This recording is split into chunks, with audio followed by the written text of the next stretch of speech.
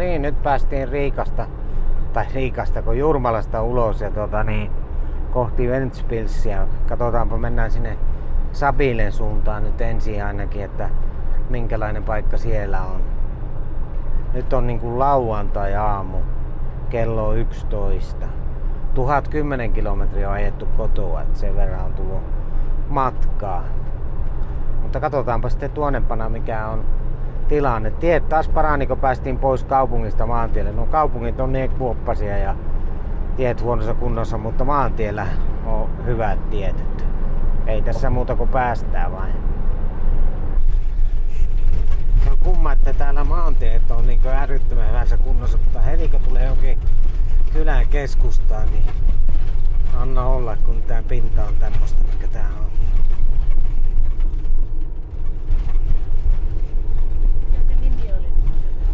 Sabile on tämä kyllä.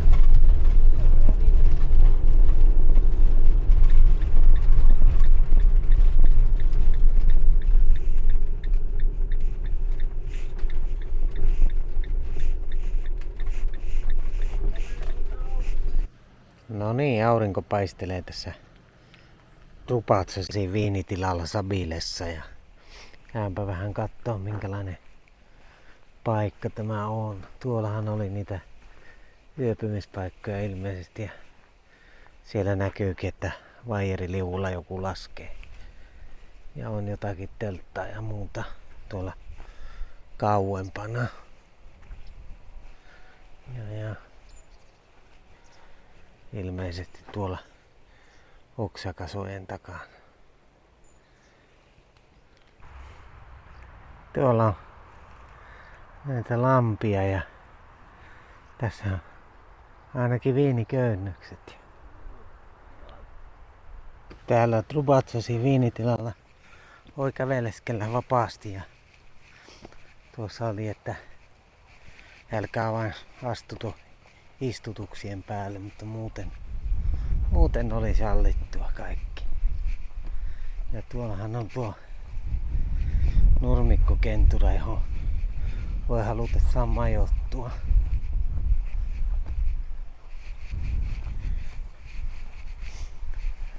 Näitä viiniköynnöksiä uusia istutettu paaluja ja vaijereiden väliin. Joo, täällä on lumpeenkukkia, on keltaisia ja vaaleanpunaisia. Näkyy ja tuolla on vielä punaisempia tuolla kauempana. Kaunis nurmipaikka. Kyllähän tästä nyt pyöräilee tuonne kylällekin.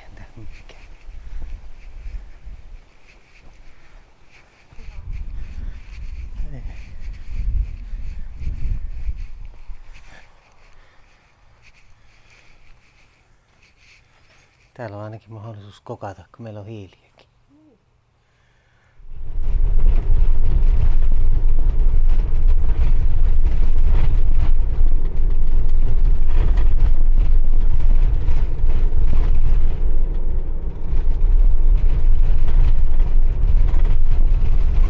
No nyt päästiin Kuldikaan leiriytyä ja lähdettiin vähän kävelemään tähän kaupungille. Ja tässä menee erikoisia. Tässä oli puisto läpi, käveltiin, sitten menee tämmöisiä puroja talojen välissä. Jokia. Ja tässä oli joku tämmönen palannut vanha rakennus, on tuettu nuo päädyt rautatangoilla, että ne ei kippaa, kun se on palannut ja noki haisee vieläkin. Yes. Monen näköistä. Mennään Raatihuoneen torille päin ja katsotaan mitä siellä on. Seuraava katu olikin sitten niin sanottu Raatihuoneen tori. Täällä on vähän jotain ravitsemusliikkeitä ja en tiedä paljonko Kuldikassa on asukkaita, mutta voin sen laittaa tekstinä tuohon sitten. Täytyy tarkistaa. Tässähän on tätä kävelykeskustaa, jota varmaankin käppäillään tässä ympäriinsä.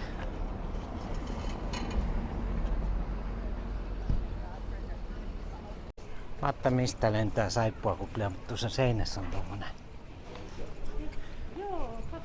Tuulee, niin niitä tulee nyt kun tuo pyörii.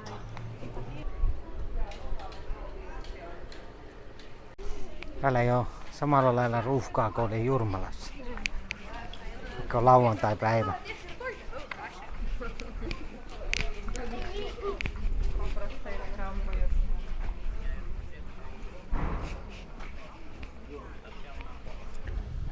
Olisiko tuossa Kuldikan vanha vesitorni? Painetta tuskin tänä päivänä enää riittää. En tiedä. Mitäs täällä keskustan kartassa sanotaan, missä me ollaan?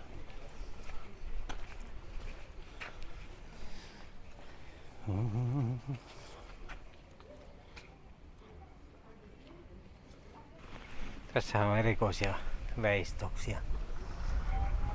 Luki, että tämä on joku Baltian opettajien koulu. Vanha. Ainut korkeampi rakennus täällä sisällä, mikä huomasin. Siinä on lisää patsaita ja ruusuja. Ruusuja on monen värisiä.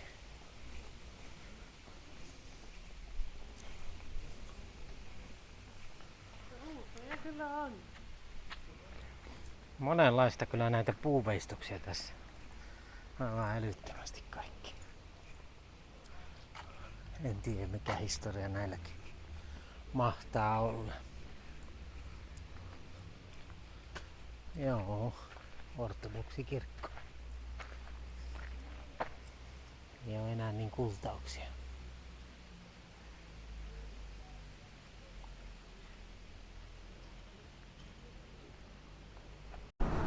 Talojen välissä on lämmintä, mutta kohta ollaan kämppärillä.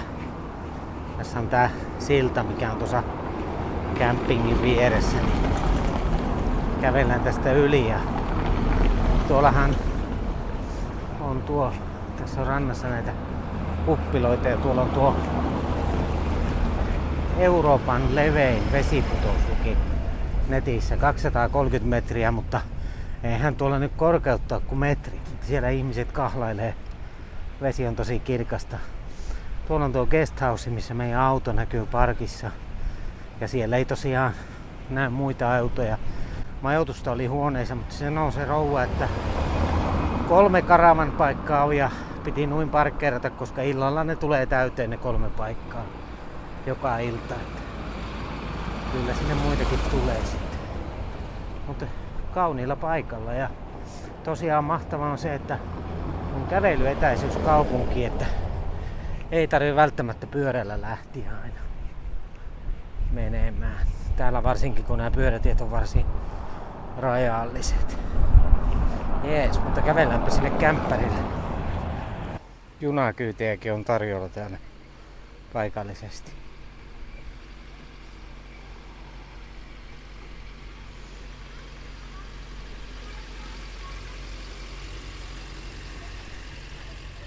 No niin, huomenta aurinkoisesta Kuldikasta. Aamulla oli semmoinen 21 lämmintä ja aika hyvin pysyy, että se on siinä 2-3 päivän maksimit, mutta ihan sopiva. Vähän tuulta, niin laitoin tuon markiisiin pikkusen matkaa, ettei paista tuohon mustaan seinään, nyt kun jääkaappi on seinän takana, niin se vähän suojaa auringolta. Ja laittaa myrskyliinat sitten varuilta. Nyt olisi tarkoitus olla tässä vielä toinen yö ja aloitetaan nyt päivä sillä, että kävellään tätä polkua pitkin ja mennään tuonne vesiputouksille tassuttelemaan. Maksoin tosiaan toiseen yön vielä. Eipä täällä kannata sunnuntaina lähteä oikein mihinkään, että kun tämmöiset pikkukaupat ja liikkeetkin on kiinni, että on nämä ruokapaikat ja ravintolat auki. Tuolla näkyy tuolta sillalta, minkälainen tie tänne tulee. Tosiaan niin erikoinen juttu, että kunta rakensi uuden sillan, mutta heille ei ole vetty uutta tietä, eli tuosta nyt pääsee nyt ihan ok, mutta talvella kun vesi nousee ja jäät nousee tuohon, niin he kävelee kaupunkiin, kun täältä ei pääse autolla pois. Erikoinen ratkaisu.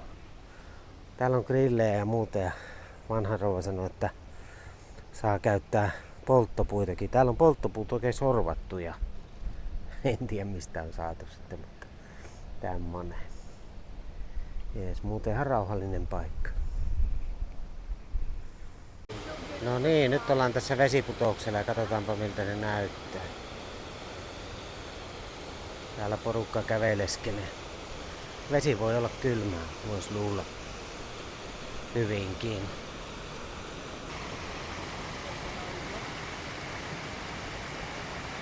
Siellä voi viilentää istumallakin tuon putouksen alla näkee.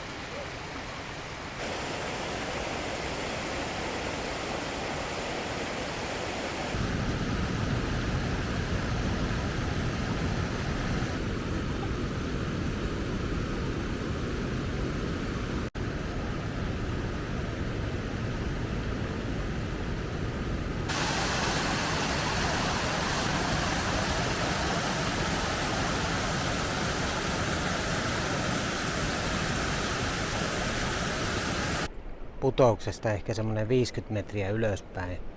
No tuolla näkyykin ihmiset kahlaa siellä putouksen reunalla, niin siitä tänne ylöspäin niin oli tämmönen uimapaikka. Siellä on uimavalvojakin oikein tuolla tornissa, eli tähän pääsi käveleen suoraan. Sitten on joku lasten leikkipuisto. Tässä on pieni tämmönen hiekkapoukama ja laiturit, mistä pääsee kävelemään. Siinä on jotain kaloja, särkiä ui. Sen näköisiä ainakin. Nuo nurkkamerkit on, että mikä on tässä se uima-alue. Uima-alue. Hyvästi on vettä ja vesi on kirkasta. Onko lämmintäkin? On sillä joo. Ei ainakaan sillä Joo. Tuossa on leviämpi tuo toinen laituri kanssa, mistä pääsin.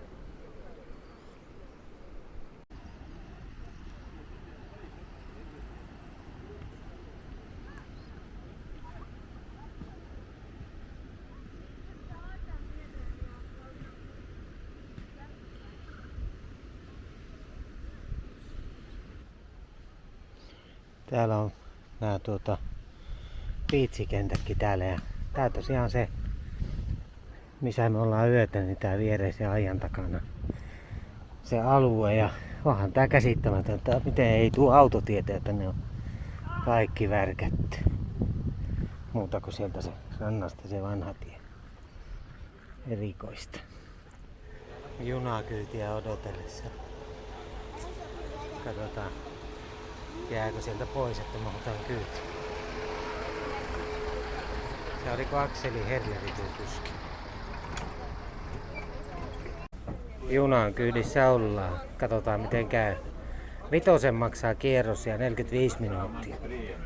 Tässähän sitä menee aikaa. Katsotaan nämä nähtävyydet läpi.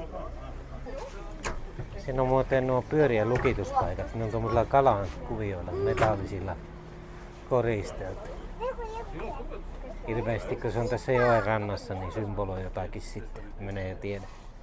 Kosim gada laikos ļaujies pilsētas brīvībai iedvesmojies un iemīlies. Notver kuldīgi ar Goldingen treju. Pirms mūžiem Jānis krastas sapnis, bet līdz pat 20. gadsimta sākumam turpina pārdot sīmeņus. No sporta cienītāji varēja izmēģināt savus spēkus dažādās atlētiskās disciplīnās. Kaupunkikävelyä ja taas ja onpahan kova pato tässä. Tuossa on tuo joki. Kaveri heittää virveliä. Ja tuossa on tuo veenpinta on niinku melkein sillan tasalla ja täällähän se veenpinta on niinku tosi syvää. Eli tässä patoamalla putoaa niinku kovasti. Toiselta puolelta katsottuna, niin en tiedä onko ollut joku myllysysteemi tässä, mutta tuo pato, missä tuo käveltiin tuota siltaa, niin onhan tuo pudotus aika kova. Saisikohan meillä kalastaa tuossa ennen tuota patoa, niin kuin tuo kaveri kalastaa? Ehkä ei. Tässä on tosiaan 3. kirkko, mitä näkyy tässä kierroksen aikana. Näytti olevan ovi auki, niin käympä katsomassa.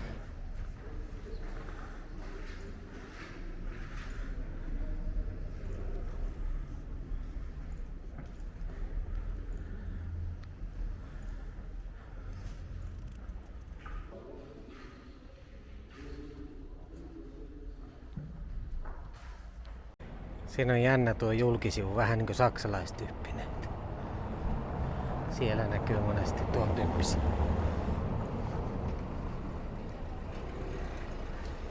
No niin, nyt lähdetään Ventas Rumbasista kohti Pauskaa. Pitää katsoa, että tuleeko ketään vastaan. Tää tie on niin mielenkiintoinen.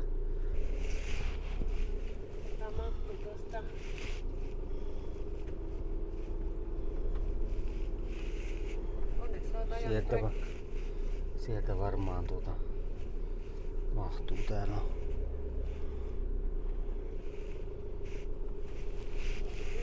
5 senttiä jäi vielä täällä.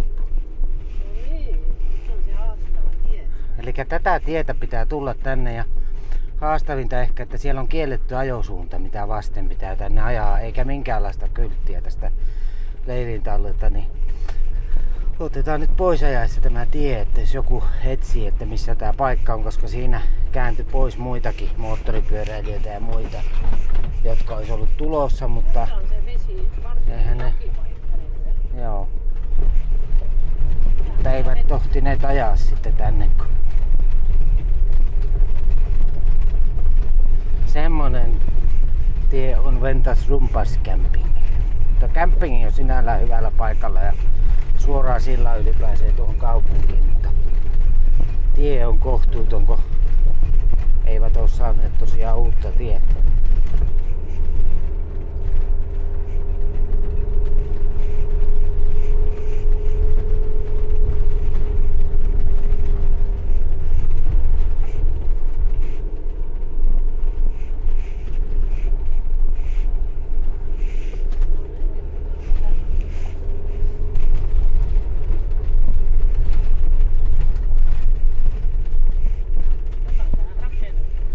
Katkaisivat vielä kokonaan, kun panevat tuohon. No eikä tuommoinen oli tuo sisäajo. Tästä ei tosiaan mitään kylttejä ole. Että kannattaa olla tarkkana, jos sinne menee. Mutta rouva neuvo kyllä aulisti tuo reitin, kun joutui soittaa silloin mennessä. Ja tästähän se näkyy tästä parkkipaikalta, mikä on tää kylän parkkipaikka, mutta tietä ei ole saatu tuohon. Siellä missä ihmiset kävelee koko ajan tuolla.